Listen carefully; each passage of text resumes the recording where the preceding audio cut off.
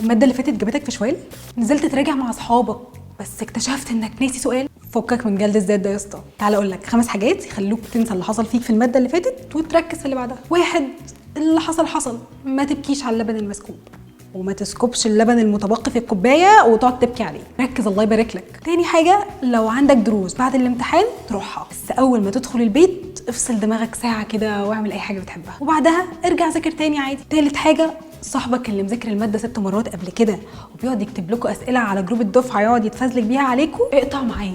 4، لازم تنام كويس وتاكل كويس، اهم حاجه صحتكم حبايب قلبي. واوعى تروح الامتحان مطبق عشان مش هتعرف تركز، وبدل ما تكحلها هتعميها. 5 حاجه، وانت بتحل الامتحان اقرا كل الاسئله الاول، ابدا بالاسئله السهله وبعد كده الاسئله اللي انت شايف انها تاخد منك وقت اطول.